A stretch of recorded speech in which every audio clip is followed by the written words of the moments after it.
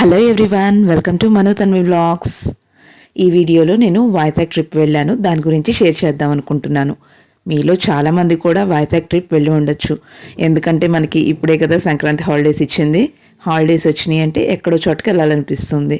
So ఈ హాలిడేస్లో నేను వైజాగ్ ట్రిప్ వెళ్ళాను. ఈ వైజాగ్ ట్రిప్లో నేను చాలా కొత్త విషయాలు అయితే చూశాను. ఎందుకంటే వైజాగ్ వెళ్దాము అనుకున్నప్పుడు ఆ వైజాగ్లో ఏముంటుంది, ఆ చుట్టుపక్కల ప్లేసెస్ మహా అయితే అరకు వ్యాలీ, బొర్రా కేవ్స్, ఇంతే కదా. ఈ ఎప్పుడు చూసేయే కదా, మహా అంటే ఆర్కే బీచ్. ఎన్నిసార్లు వెళ్తాము అనుకున్నాను. కానీ నిజంగా ఈ ఎక్స్పీరియన్స్ నాకు చాలా కొత్తగా అనిపించింది. ఎందుకంటే మనం జనరల్గా ఎప్పుడైనా బీచ్కి వెళ్ళినప్పుడు అక్కడ ఎప్పుడైనా సీషెల్స్ ఏరుకొని తీసుకున్నారా? నాకైతే బాగా అలవాటు. అలా తీసుకొచ్చి వాటికి ఏదో ఒక షేప్ ఇంక్లూడ్ చేస్తూ ఉంటాను. అలాగే ఇట్లా కయాకింగ్ ఎప్పుడైనా చేశారా? నేను మార్నింగ్ ఆర్కే బీచ్కి వెళ్ళాము. అలాగే ఆఫ్టర్నూన్ వచ్చేసరికి కంబలకొండలో ఇట్లా మనకి కయాకింగ్ చేసే ఛాన్స్ ఉంది, అక్కడికి వెళ్ళాము. అలాగే అక్కడ ర్యాప్లింగ్ కూడా చేయొచ్చు. చాలా థ్రిల్లింగ్ ఎక్స్పీరియన్స్. మనిషికి 200 తీసుకుంటారు కయాకింగ్కి, అలాగే ర్యాప్లింగ్కి అయితే 300 తీసుకుంటారు. అలా ఫస్ట్ డే కంప్లీట్ చేసుకొని సెకండ్ డే అరకు వ్యాలీ వెళ్ళాం. అరకు వ్యాలీ వచ్చేసరికి మార్నింగ్ 6:45కి మనకి ట్రైన్ ఉంటుంది. మా ట్రైన్ వచ్చేసరికి 1 అవర్ లేట్ అయ్యి 7:45 8 o'clock వచ్చింది. ఫుల్ రద్దీగా ఉంది తెలుసా. అయినా సరే వెళ్ళాము. ఎందుకంటే మన ట్రిప్ ఫిక్స్ అయిన తర్వాత మధ్యలో ఆగలేం కదా. అందుకని మనం ఎప్పుడైనా సరే అరకు వ్యాలీ వెళ్ళాలనుకున్నప్పుడు ట్రైన్ జర్నీ సూపర్ బెస్ట్ అని చెప్పి సలహా ఇస్తూ ఉంటారు ఎవరైనా. ఎందుకా అని డౌట్ వచ్చింది నాకు. సరే వెళ్ళేటప్పుడు ఇలాగే ట్రైన్ జర్నీలో వెళ్దాము, ఎందుకంటే దారిలో వాటర్ ఫాల్స్ కానీ ఇలా టన్నెల్స్ నుంచి వెళ్ళటం కానీ ఒక స్పెషల్ సపరేట్ ఎక్స్పీరియన్స్ కదా అనుకున్నా. కానీ మనకి మైండ్లో ఒకటి తొలుస్తూ ఉంటే ఎంజాయ్ చేయలేం కదా. అందుకనే రిటర్న్లో బస్ జర్నీకి రావాలి.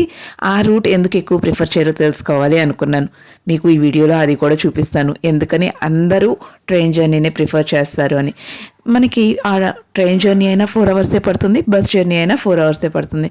రెండిట్లో తేడా ఏంటి అంటే, ట్రైన్ జర్నీ అయితే టన్నెల్స్ వాటర్ ఫాల్స్తో ఎంజాయ్ చేస్తే, బస్ జర్నీ అనుకోండి టోటల్ ఘాట్ రోడ్లో ఇష్టం వచ్చినట్టు ఎత్తి కొదేస్తాడు.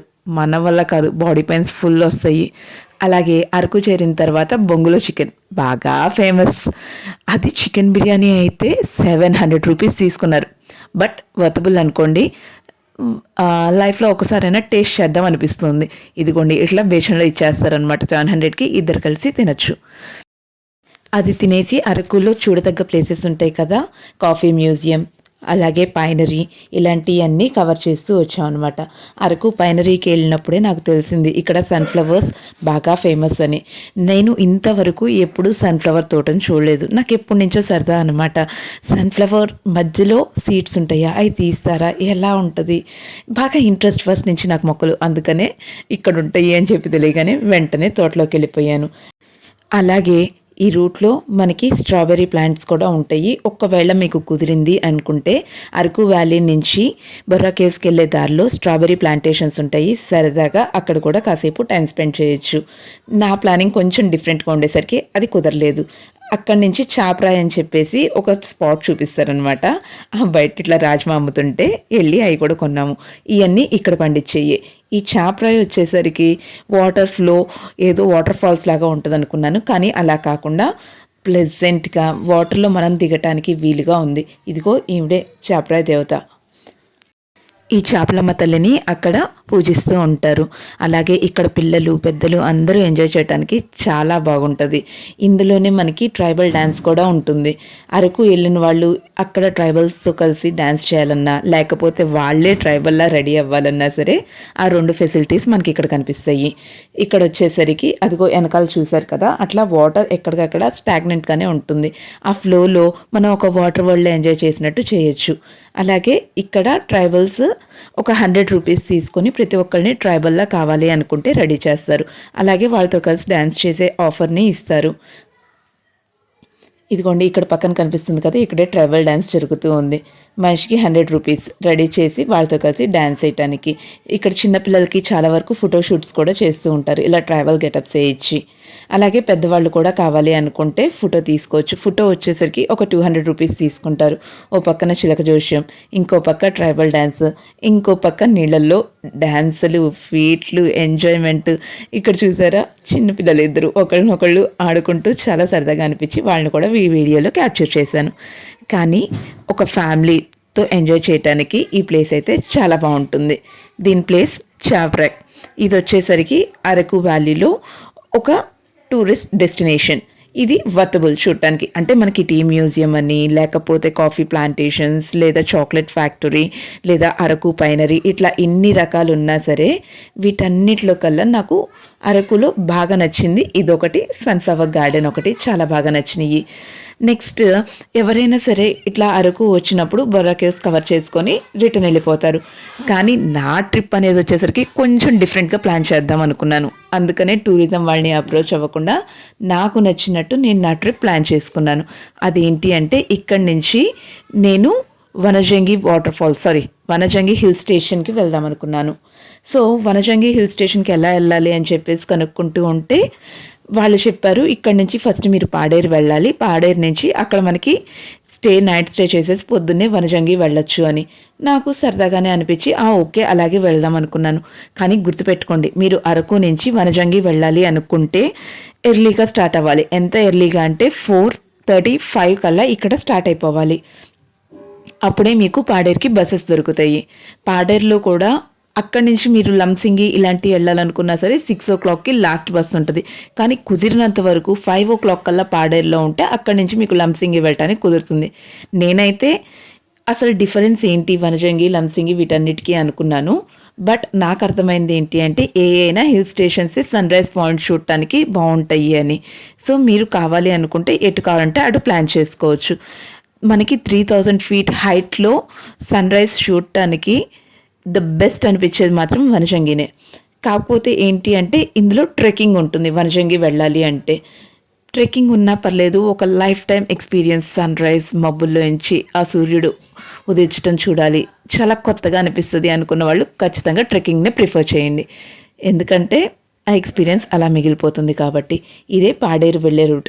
మనం అరకులో ఉన్నంతసేపు అయినా సరే కొంచెం క్లైమేట్ వేడి, చల్లదనం ఇట్లా అంతా అనిపించింది. కానీ జనవరి అయినా సరే పాడేరు రూట్ మాత్రం నిజంగా చాలా చల్లగా ఉంది. ఆఖరికి నైట్ అక్కడ రూమ్ స్టే చేయాలి అన్నా సరే రూమ్లో ఫ్యాన్ కూడా వేసుకోవాల్సిన అవసరం లేదు, అంత చల్లగా ఉంది. ఇది పాడేరు వెళ్ళే రూట్ అనమాట. అక్కడ వచ్చేసరికి అంతా రోడ్డు మీద కవర్లో పెట్టి అమ్ముతున్నారు వెజిటబుల్స్ అయినా కానీ. ఇదిగోండి ఎర్లీ మార్నింగ్ 3 o'clockకి లేచి 3:30 కల్లా స్టార్ట్ అయ్యి వనజంగి వెళ్ళాము. జనరల్గా మనకేంటి అంటే పాడేరులో ఒక 300 రూపీస్ తీసుకొని షేరింగ్ ఆటోస్ ఉంటాయి, లేదా మన వరకు ప్రైవేట్ వెహికల్ ఏదైనా ఆటోస్ లాగా మాట్లాడుకోవాలి అంటే ఒక 800-1000 అలా తీసుకుంటూ ఉంటారు. ఇయే వనజంగి హిల్స్. చూశారు కదా వ్యూ, అద్దరిపోయింది తెలుసా. సూర్యుడు వస్తున్నాడు అనగానే ఒక్కొక్కళ్ళు అరిచారు, మామూలుగా అరవలేదు. ఈ సన్ రైజ్ పాయింట్కి వెళ్ళటానికి ఆల్మోస్ట్ ఒక 1 kilometer మనం ట్రెక్కింగ్ చేయాల్సి ఉంటుంది. నేను ట్రెక్కింగ్ అంటే జస్ట్ వాకింగ్ అనుకున్నా, కానీ ఈ హిల్ ఏరియాలో కొండలు ఎక్కుతూ దిగుతూ మట్టి రోడ్డు మధ్యలో రాళ్ళు ఇదంతా ట్రెక్కింగ్ చేయటం అనేది ఒక కొత్త ఎక్స్పీరియన్స్లా అనిపించింది. కాళ్ళు అయితే చాలా పెయిన్ వచ్చినాయి. కానీ ఎప్పుడైతే ఆ సన్ రైజ్ చూస్తూ ఆ నేచర్ని ఎంజాయ్ చేస్తామో ఆ వచ్చిన కాళ్ళ నొప్పులు అయితే అసలు గుర్తే రాలేదు. అంత ప్లెజెంట్ ఎక్స్పీరియన్స్ మనకి ఇక్కడ దొరుకుతుంది. నిజంగా కొండల మధ్యలో నుంచి ఆ సూర్యుడు అలా వస్తూ మన కిందే ఇట్లా మేఘాలు ఫామ్ అవుతాయా అన్నట్టు చాలా బాగుంటుంది. ఈ రాళ్ళు చూశారు కదా, వెళ్ళేటప్పుడు తీద్దామంటే ఆ చీకట్లో కనపడలేదు. 7:30-8 o'clockకి మళ్ళీ రిటర్న్ స్టార్ట్ అయ్యాము ఆ హిల్ మీద నుంచి. అప్పుడు మీకోసం చూపిద్దామని చెప్పేసి ఈ హిల్ అంతా వీడియో తీసాను అనమాట. చూశారు కదా, ఇలా రాళ్లతో మట్టితో అంతా ఉంటాయి. కానీ ఈ 1 kilometer డిస్టెన్స్లో కూడా ఫస్ట్ 1/2 kilometerకి, తర్వాత 750 metersకి ఇట్లా ఎక్కడికక్కడ మనకి ఫుడ్, వాటర్, టీ, నూడిల్స్ ఇట్లాంటి అన్నీ అక్కడే సేల్ చేస్తూ ఉంటారు. మనం కావాలి అనుకుంటే మధ్యలో కాసేపు బ్రేక్ తీసుకొని ఏమన్నా తిని మళ్ళీ ఎక్కచ్చు. అలాగే రిటర్న్లో కూడా ఏమన్నా డైట్ తీసుకొని రిటర్న్ స్టార్ట్ అవ్వచ్చు. ఇంతసేపే ఉండాలి, ఇంతసేపే వెళ్ళాలి అని ఏమీ లేదు. కాకపోతే పైకి వెళ్ళేటప్పుడు ఒక 100 రూపీస్ మాత్రం అక్కడ టోల్గేట్కి పే చేయాల్సి ఉంటుంది. అంతకుమించి ఇక్కడ పేమెంట్ కూడా ఏమి ఉండదు. మీరు పాడేరులో హోటల్స్ తీసుకోవాలి అనుకున్నా సరే 1000 నుంచి 1500 దాకా ఉంటుంది 1 డే స్టేకి. అక్కడి నుంచి వచ్చేటప్పుడు కూడా ఇదిగోండి ఈ మట్టి రోడ్లో నుంచి ఇట్లా నడుచుకుంటూ వచ్చేస్తాము. ఆ రిటర్న్ వచ్చేటప్పుడు చూశాను దారంతా కూడా ఇలాగే మంచు, ఇలాగే మేఘాలు అన్నీ ఫుల్గా కిందకు ఉన్నాయి. ఎందుకంటే మనం కొండ నుంచి దిగుతున్నాం కదా, అందుకని. ఈ చూడాలి అనుకుంటే కింద నుంచే చూడొచ్చు. కేవలం సన్ రైజ్ చూడాలి అంటే మాత్రం ఖచ్చితంగా పైకి వెళ్ళాలి. ఆ సన్ రైజే ఈ ట్రిప్కి హైలైట్ పాయింట్. ఇలా వనజంగి వాటర్ ఫాల్స్ చూసుకున్నాము. అక్కడి నుంచి వచ్చేసరికి పిచ్చి ఆకలేసింది. ఇంకా వెంటనే ఎదురుగా ఉన్న టిఫిన్ సెంటర్కి వెళ్ళిపోయాము. అక్కడి నుంచి బయటకు వచ్చేటప్పుడు ఇదిగోండి అన్ని రకాల వెజిటబుల్స్ బయట పెట్టేసి అమ్ముతున్నారు. అయ్యి అని లేకుండా different types of beans, green beans, black beans అన్ని రకాలు అమ్ముతున్నారు. కొత్తగా అనిపించింది, ఎందుకంటే మాకు ఇక్కడైతే ఇలా అమ్మరు కాబట్టి. సో అది అయిపోయిన తర్వాత కొత్తపల్లి వాటర్ ఫాల్స్ చూసుకొని సింహాచలం బయలుదేరాము. ఏమైనా సంక్రాంతి రోజు కదా, గుడికి వెళ్తే అదో సంతోషం, అందుకని సింహాచలం బయలుదేరాము. అది కూడా ఎలా, పాడేరు నుంచి గోపాలపట్నం అని చెప్పేసి ఊరు వైజాగ్ వెళ్ళే రూట్లో ఉంటుంది. సో ఆ గోపాలపట్నం పెట్రోల్ బంక్ దగ్గర దిగి అక్కడి నుంచి సింహాచలానికి 15 రూపీస్ ఆటో టికెట్ ఉంటుంది. అది తీసుకొని సింహాచలం బయలుదేరాము. ఏసీ బస్సులోనే తీసుకెళ్తారు కింద నుంచి కొండపైకి. చాలా బాగుంది.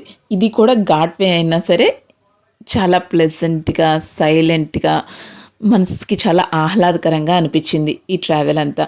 అలా సింహాచలం వెళ్ళిపోయిన తర్వాత కొండపైకి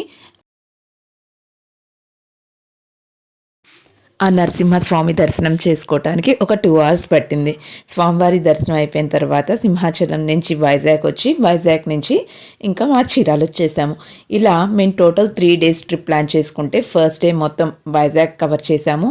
second day Araku valley, Borra caves ఈ కవర్ చేసి, థర్డ్ డే వచ్చేసరికి వనజంగి, అలాగే Kothapalli waterfalls, evening Simhachalam. ఇట్లా మా ట్రిప్ గడిచింది. ఇదిగోండి సింహాచలంలో స్వామి ఇలా దర్శనమిస్తారు. ఇలా ఈ 3 days ట్రిప్ తర్వాత ఇంటికి ఎన్నో మెమరీస్తో వచ్చేసాము. మాలాగే మీరు కూడా ఒక మంచి జర్నీ ఎక్స్పీరియన్స్ చేయాలని కోరుకుంటూ thank you all. Bye bye.